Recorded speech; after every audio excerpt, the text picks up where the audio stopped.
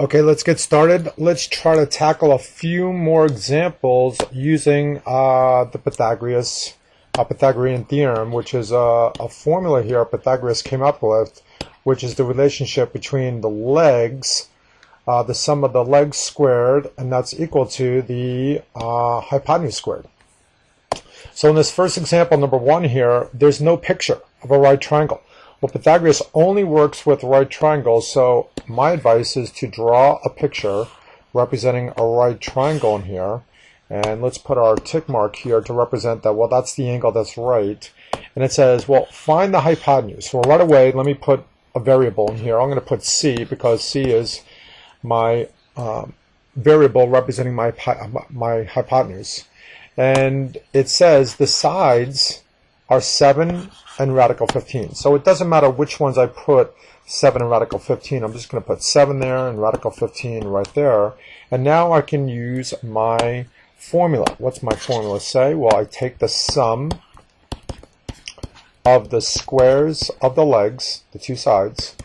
And again, once again, here are the two legs right here, 7 and radical 15. I squared each side, and that's always equal to the hypotenuse squared. So now we're going to be really comfortable with our radicals and how to solve for this. This equals what? 49.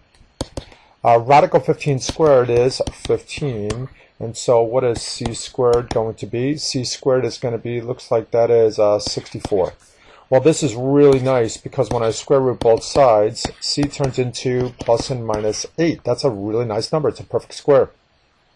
So in the context of this problem, 8 is only the answer, not negative 8, because the c has to be a positive length. It can't be negative. So ask yourself, is this a Pythagoras triple? Well, the answer is no, is because this side right here is not a whole number.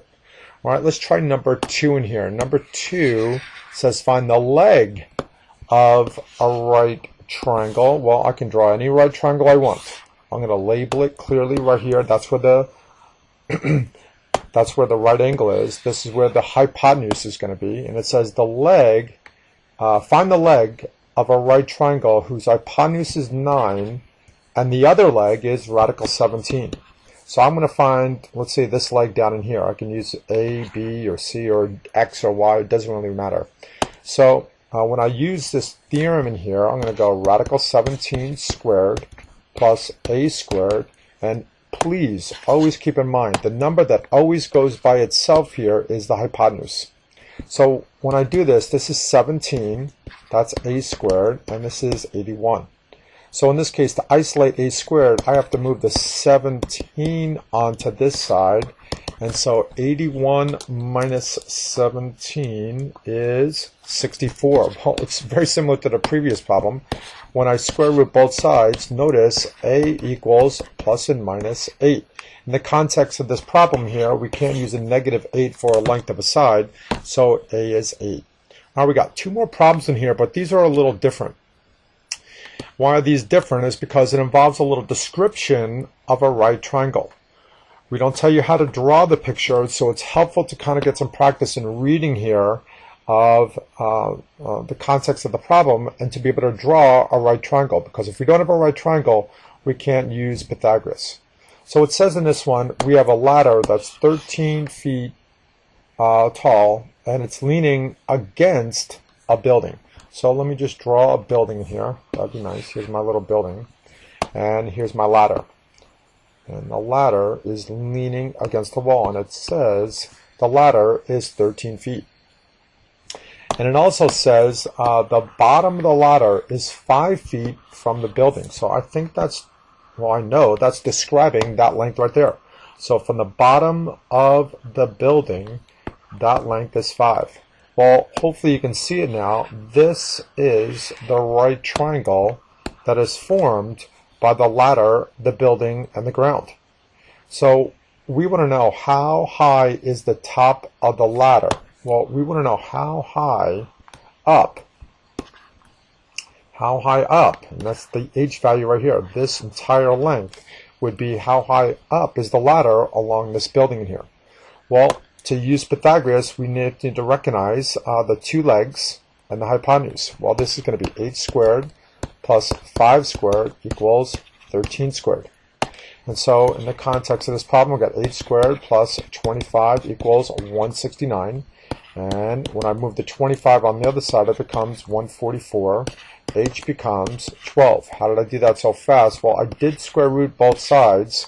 And notice the square root of h squared is h, and the square root of 144 happens to be 12. It's technically plus and minus 12, but again, the context of this problem, heights cannot be negative. We only have one solution here. The height of the ladder alongside the building is 12. The height of the ladder itself, if you stood it up tall, would be 13 feet. But if you leaned it against the wall, this height in here would be 12. All right, we got one more problem in here. Here's another one, almost identical problem, except for the fact that the numbers are just a little bit different. So in this case, we have a 15-foot ladder leaning up against some sort of wall now, building wall. It's not going to matter in how we draw the diagram. And here is the ladder. And the ladder is now 15 feet. And it says the bottom of the ladder is 9 feet from the wall. So the bottom of the ladder is 9 feet from the wall. So hopefully you can recognize that right triangle. And what do we want to find? How high is the top of the ladder? Once again, we're trying to find that same exact height. So I'm going to go 8 squared plus 9 squared. And why is the 15 going all by itself here? Because 15 is the hypotenuse. So let's solve for this. We got 8 squared plus 81 equals 225. I bring the 81 on the other side. 225 minus 81 is 144. So what do? I square root both sides, and h equals 12. And so once again, just like the previous problem, just a coincidence, the height is 12, and that's not the height of the ladder. That is the height of how far up the ladder has gone along this wall. All right, let's do a few more problems.